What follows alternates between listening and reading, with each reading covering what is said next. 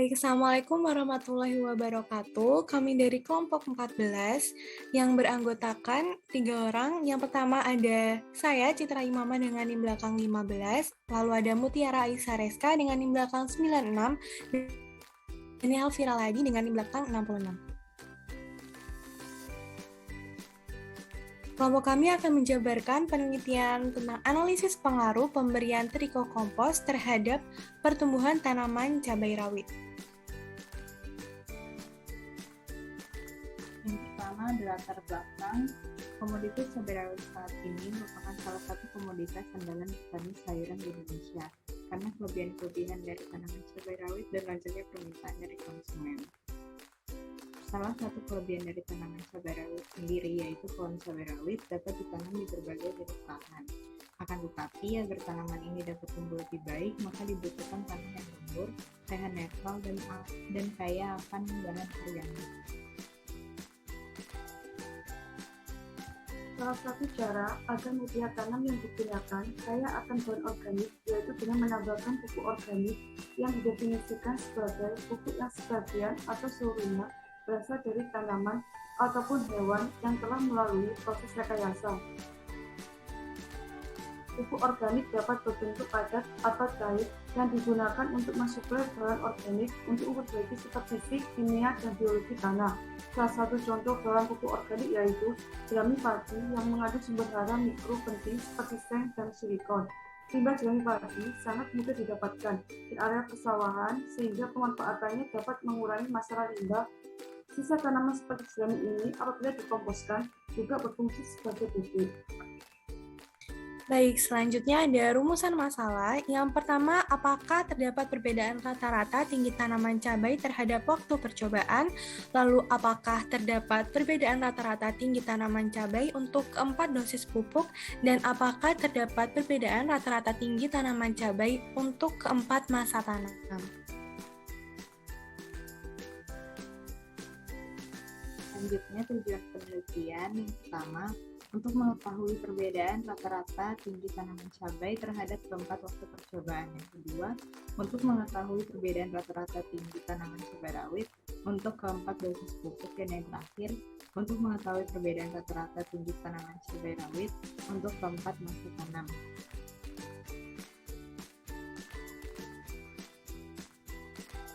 Selanjutnya adalah manfaat dari penelitian. Yang pertama, sebagai bahan informasi bagi masyarakat tentang pemanfaatan pupuk organik trikokompos jerami padi untuk pertumbuhan tanaman cabai rawit.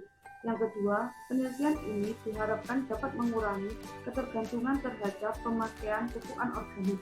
Dan yang terakhir adalah untuk memenuhi tugas rancangan percobaan dengan analisis rancangan bujur sangkar latin. Selanjutnya yaitu tinjauan pustaka. Yang pertama ada rancangan bujur sangkar Latin. Rancangan bujur sangkar Latin atau Latin Square Design merupakan salah satu model rancangan berbentuk bujur sangkar sehingga disebut juga rancangan bujur sangkar Latin.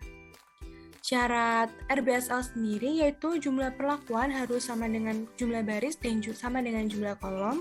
Lalu pengacakan setiap perlakuan harus muncul sekali di setiap baris dan sekali di setiap kolom.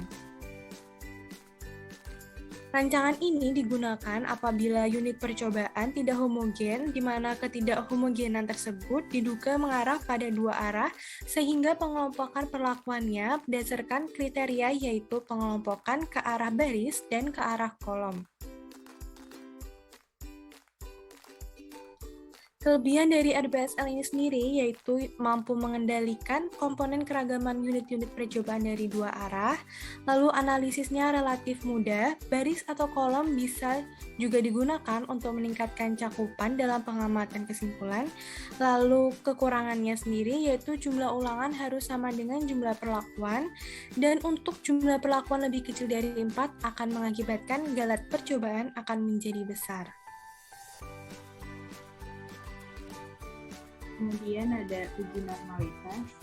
Uji normalitas adalah sebuah uji yang dilakukan dengan tujuan menghubungkan sebaran data pada sebuah kelompok data atau variabel. Apakah sebaran data tersebut berdistribusi normal atau tidak? Jika menggunakan uji statistik, misalnya menggunakan uji Kolmogorov-Smirnov, variabel dikatakan berdistribusi normal jika nilai signifikansinya lebih dari atau sama dengan 0,05. Kemudian ada General Linear Model. General Linear Model memiliki fungsi untuk membandingkan 3 ataupun lebih sampel penelitian berbentuk analisis varian. Pemodelan statistik berusaha untuk melihat keterkaitan peluang antara dependen variabel dengan independen variabel. Umumnya, keterkaitan peluang antara dependen variabel dengan independen variabel dengan menggunakan fungsi peluang normal.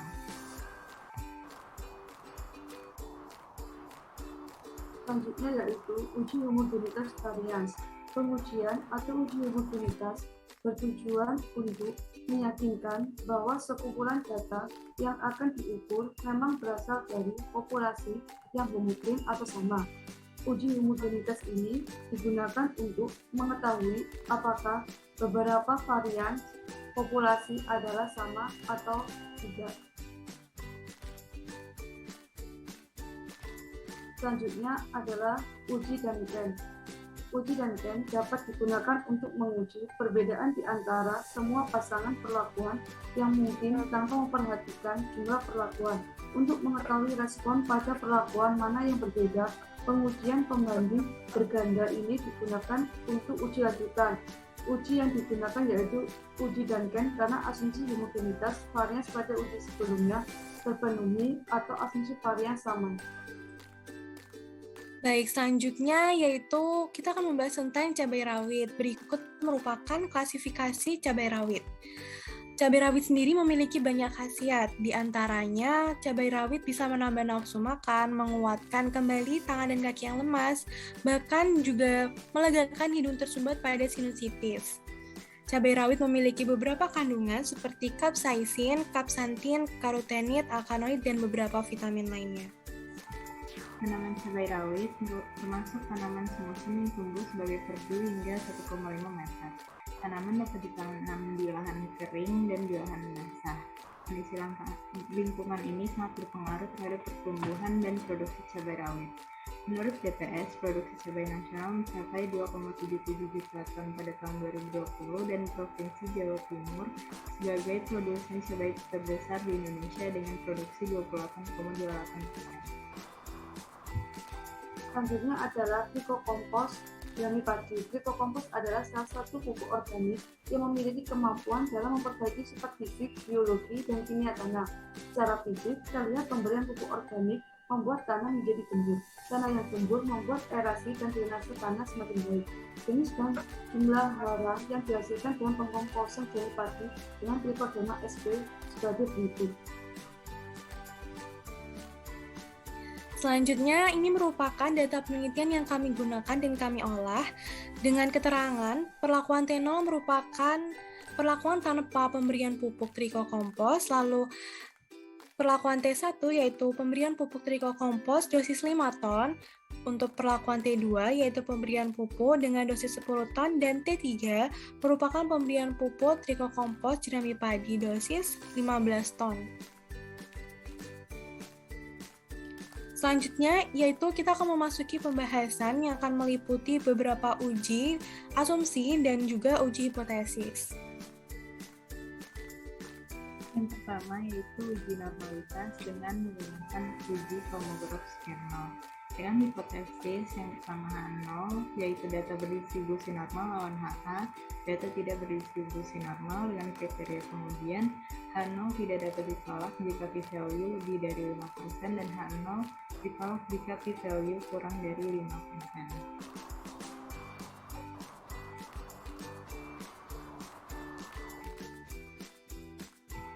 Kemudian kita dapatkan output p-value sebesar 0,183 yang lebih besar dari alfa 0,05 sehingga diputuskan bahwa 0 tidak dapat ditolak dan didapatkan kesimpulan bahwa data tersebut berdistribusi normal.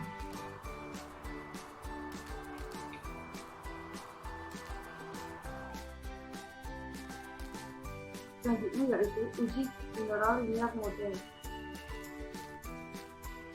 uji keragaman. Hipotesisnya adalah H0 tidak terdapat keragaman tinggi tanaman terhadap masa tanam. Melawan HA terdapat keragaman tinggi tanaman terhadap masa tanam. Kriteria pengujian H0 tidak dapat ditolak jika p-value lebih besar 5% dan H0 ditolak jika p-value kurang dari 5%.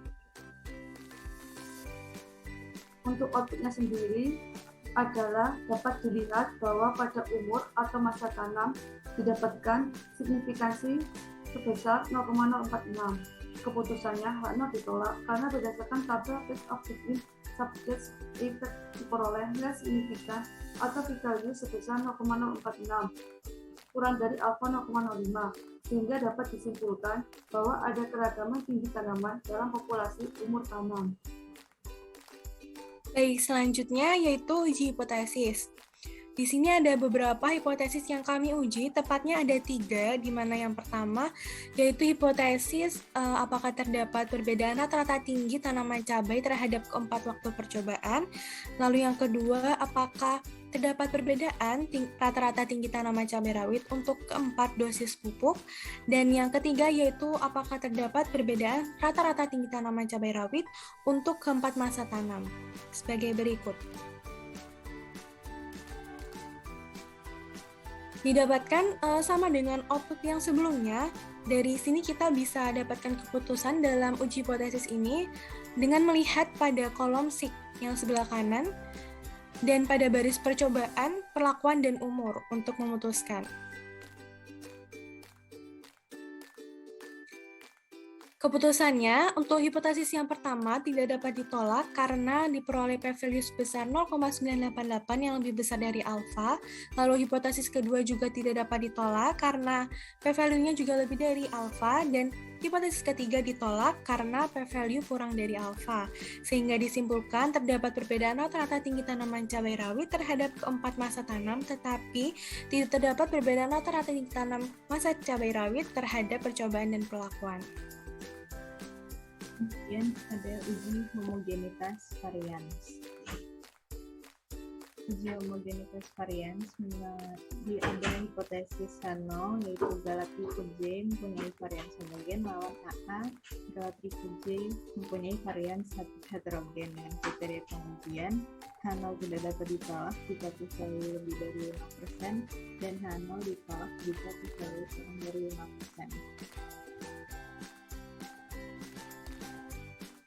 Lalu didapatkan p-value sebesar 0,258 dari data kami, yang artinya lebih dari alfa 0,05, dan didapatkan keputusan bahwa H0 tidak dapat ditolak, sehingga kesimpulannya yaitu asumsi homogenitas varians terpenuhi.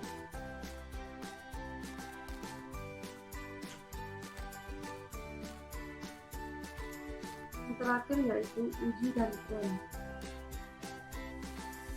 Berdasarkan output uji dan pada SPSS, dapat diketahui bahwa pertama, tidak ada perbedaan pada tanaman cabai 1 NST dan 2 NST yang berada pada kolom yang sama, yaitu subset 1, sedangkan berbeda dengan tanaman cabai 3 NST dan 4 NST yang berada pada kolom lain.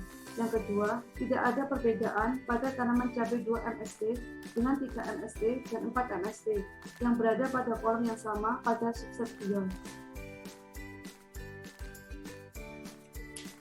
Selanjutnya, kami melakukan beberapa uji yang telah kami jabarkan tadi dengan software SPSS, di mana langkah pertama kita merumuskan variabel. Yang pertama variabel tinggi, lalu variabel perlakuan. Di sini variabel perlakuan kita rumuskan value labels-nya sebagai berikut sesuai dengan dosis pupuknya yaitu 0, 5, 10, dan 15. Lalu ada variabel percobaan yang kita rumuskan value-nya juga dengan 1, 2, 3, 4. Lalu untuk umur atau masa tanam sesuai masa tanamnya yaitu 1, 2, 3, 4 pula. Selanjutnya kami isi dengan data yang kami miliki. Lalu untuk uji normalitas sendiri, kita menggunakan uji Kolmogorov-Smirnov. Langkah-langkahnya sebagai berikut, yaitu yang pertama, klik Analyze, lalu kita ke Non-Parametric Test. Di sini ada Legacy Dialogs, kita pilih One Sample KS, yang artinya One Sample Kolmogorov-Smirnov Test. Dan kita masukkan variabel tinggi.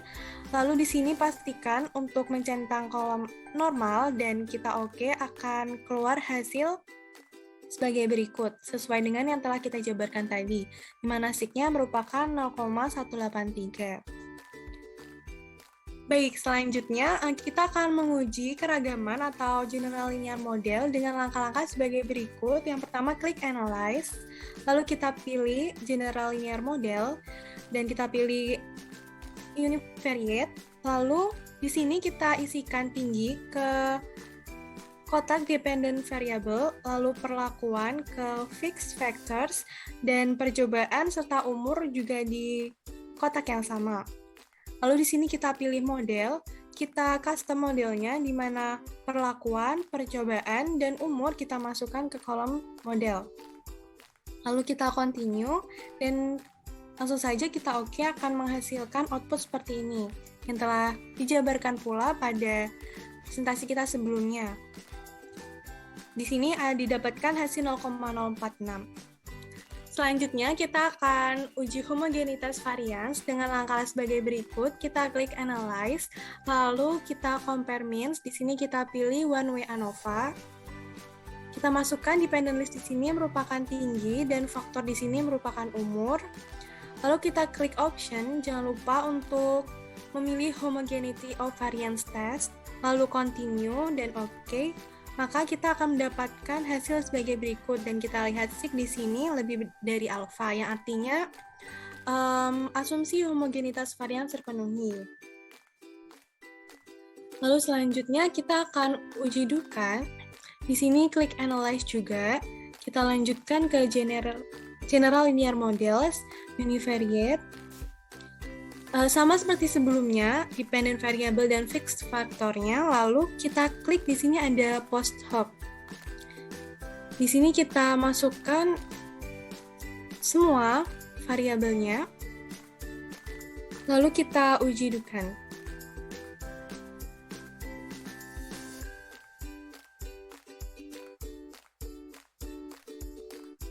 Baik.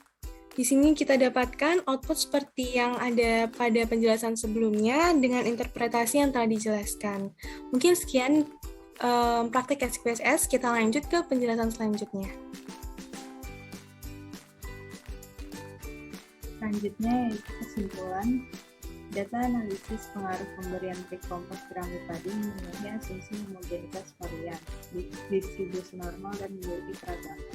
Berdasarkan beberapa percobaan dengan 4 perlakuan, dapat disimpulkan bahwa terdapat perbedaan rata-rata tinggi tanaman cabai rawit setelah melalui keempat unsur tanam, namun tidak ada perubahan terhadap keempat unsur percobaan ataupun dosis pupuk secara langsung. Baik, sekian presentasi dari kelompok kami, kelompok 14. Kurang lebihnya mohon maaf apabila ada salah. Wassalamualaikum warahmatullahi wabarakatuh.